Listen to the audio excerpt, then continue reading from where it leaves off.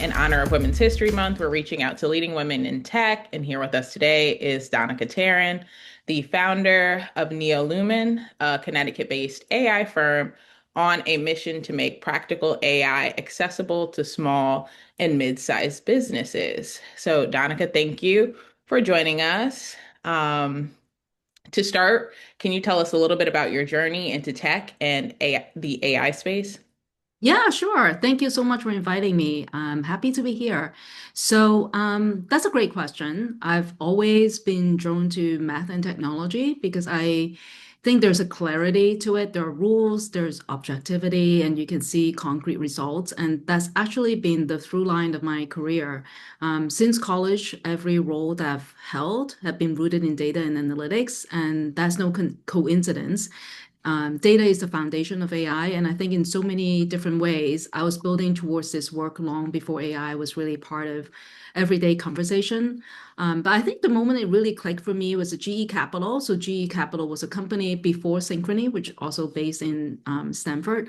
I was working in their private label credit card business at the time, and I had the opportunity to work very closely with both the risk management and also the marketing teams, where I got hands-on experience with predictive modeling and machine learning using algorithms to better target customers and also manage risk. But what really struck me was how measurable the impact was. You could literally test against a control group and in dollar and cents see exactly how much value these models were creating. And I think that was really a turning point. Seeing those concrete and quantifiable results gave me a really deep conviction in what AI could do. And honestly, I think from that moment on, I was hooked, and no other field has captured my attention the same way. And AI is where I knew I wanted to build my career, and that has never changed. Well, that's awesome.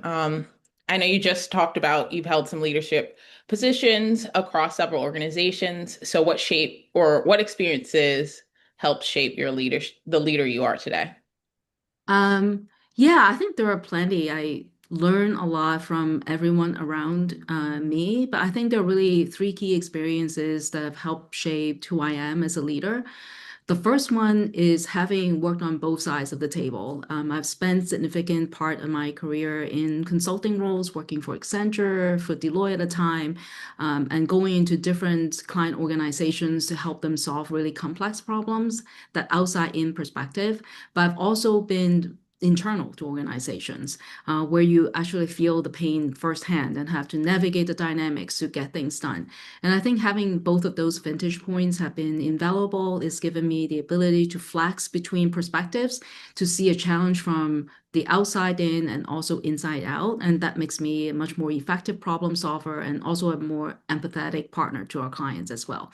The second one I think might surprise people is travel. I actually love to travel. I've been to about, I think, 25 countries, including some of the most challenging environments on the planet. I've been to the Sahara Desert, the Amazon jungle, Tibet.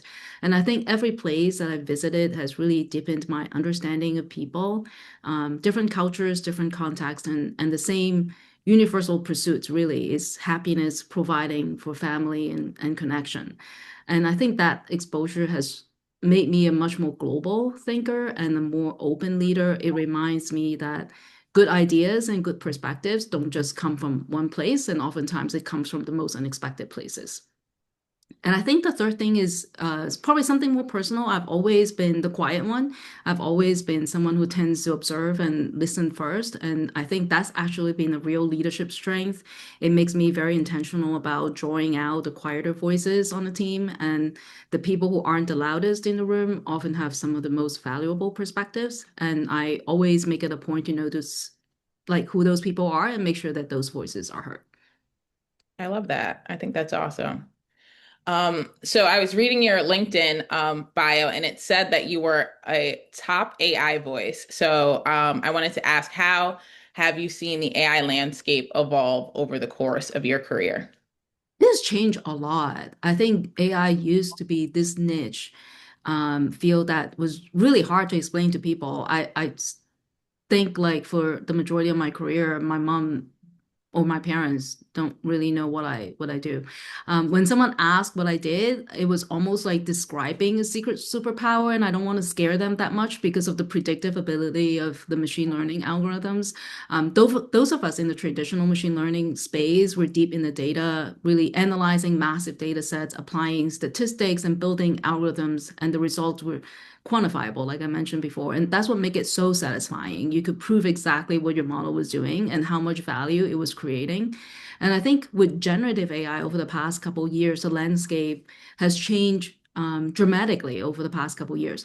There's a tremendous amount of excitement, and that's a really good thing. Awareness is up, curiosity is high, and more people than ever are thinking about how AI can make them work. And that's very encouraging.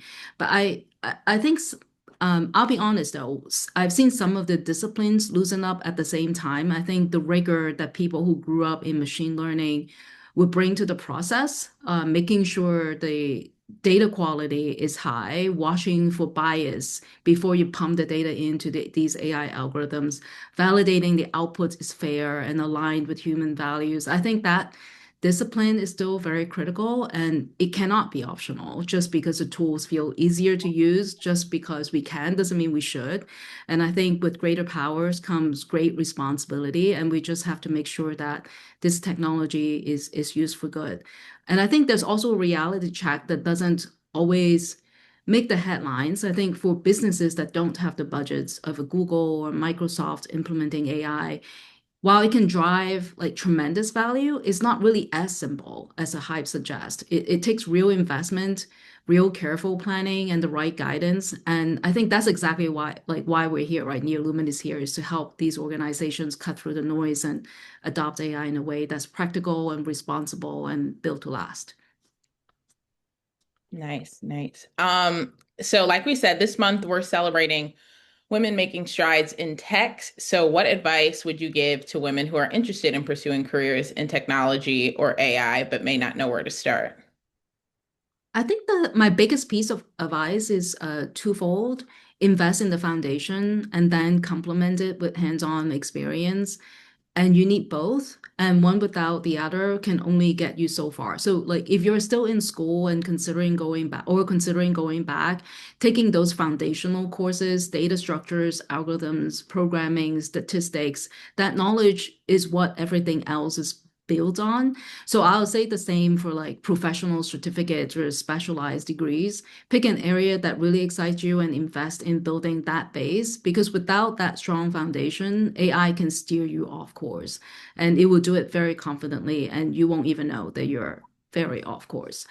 But the other part of it is, I think what no classroom can actually fully teach you is the practical and hands-on side, and that's just as important.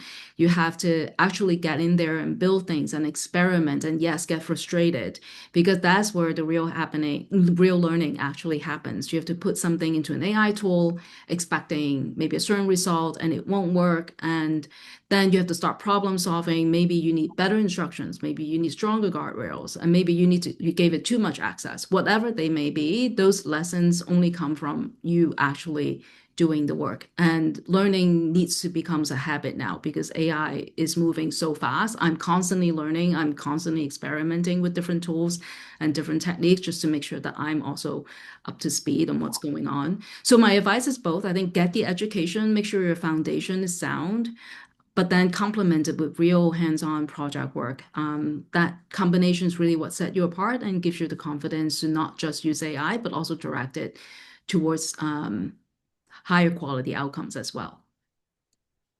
Okay, that's great to know.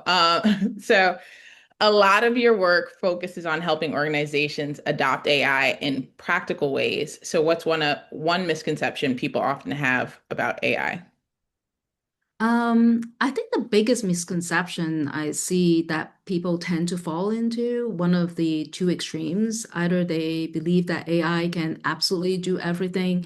You put something in and it magically produce a perfect result, or they dismiss it entirely as unreasonable, just deep fakes or like nothing useful.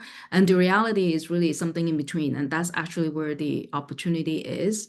Mhm. AI is democratizing access to high value skills that used to require large teams or big budgets, and that part is real. But it's not really a like ask and you shall receive kind of situation. You still need to put in the work, learning how to use the tools effectively, understanding what good output looks like, and refining your approach.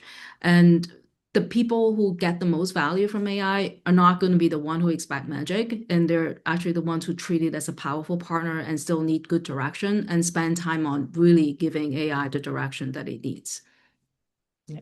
Well, speaking of being a responsible partner, you've been an incredible partner to the Southwest Connecticut Tech Hub as well as the Stanford Partnership. So, why do you think organizations like these are important for the region's innovative ecosystem? I think organizations like the Southwest Connecticut Tech Hub and the Stanford Partnership are absolutely critical to the region's innovation ecosystem. And I'll tell you why. There are so many players in the ecosystem. There are employers, if you think about talent, small businesses, big corporations, government. And without something connecting them, everyone operates in their own silo. So it's like a big organization, a big company with multiple departments that coexist in the same building but never talk to one another. It's just unimaginable, right? You end up with duplicate effort, missed opportunities, and just a lot of wasted effort. And they may actually contradict and undermine each other at the same time. So, what organization like the Stanford Partnership and the Southwest Connecticut Tech Hub do is to serve as the glue. They bring all the stakeholders together, aligning the priorities, making sure that the ecosystem is moving forward in a coordinated and efficient way. And I think that's incredibly hard to do. And it doesn't just happen on its own without some organization purposely serve as that purpose. And I've seen this firsthand. So last year, NeoLumin, as you guys know, partnered with the Southwest Connecticut Tech Hub and the Stanford Partnership to organize an AI hackathon that connected the mid-career professionals with nonprofit organizations. The professionals got real hands-on experience that I mentioned earlier, so important. Mhm. And the nonprofits walked away with practical strategies and ideas on how to use AI to solve their specific problems. And that's exactly what happens when the right organization brings the right people together. You can drive workforce development, create real impact, and also put AI to work for good, all at the same time. Yeah. Well, we so appreciate you and all your help with all of the things that we have going on. And so, my last question for you is if you could leave people with one message about women in tech and the future of innovation, what would it be? Um, my message is simple. I think this time to start is now, whether you're excited about AI or still skeptical. One thing's for sure, which is the bar for quality has never been higher. AI can already produce solid, competent work on its own. Yesterday, with a few prompts, I have it run multiple tabs financial projections for my businesses up to 5 years, and I can tweak like all the inputs, the drivers and unit economics, everything. And this formulas is right because I double check it. So if that's a level very quickly, right? So if that's a level you're operating in and you are now competing with a machine. So the question becomes, what can you bring that AI can't? And that's where I would encourage every woman and really anyone to find the thing that genuinely excite you and go deep. It doesn't have to be like the AI because it could just you can focus in maybe agentic AI to automate email responses or streamlining marketing campaigns. Maybe you're focused in sales pipeline. Maybe it's manufacturing. There's just so much space in this field of AI that people can carve out their own path. And I think that if you find what you're passionate about and you commit to doing it at a deep level, you can build a pretty meaningful career. And if you just kind of like stay at the surface versus going deep, it's going to be much harder for you to compete with AI because AI can already stay at a pretty deep level, like, across the board, right? And as for the future of innovation I'm incredibly optimistic. I think we're at a moment where the tools are more accessible than they've ever been. The barriers to entry are much lower. And the perspectives that we need most, including women's perspective, is exactly what will shape the technology for the better. Because the future of innovation is not just about what AI can do, but also about who is at the table guiding it. And I definitely want to see more women at that table. That's awesome. Thank you so much, Donica.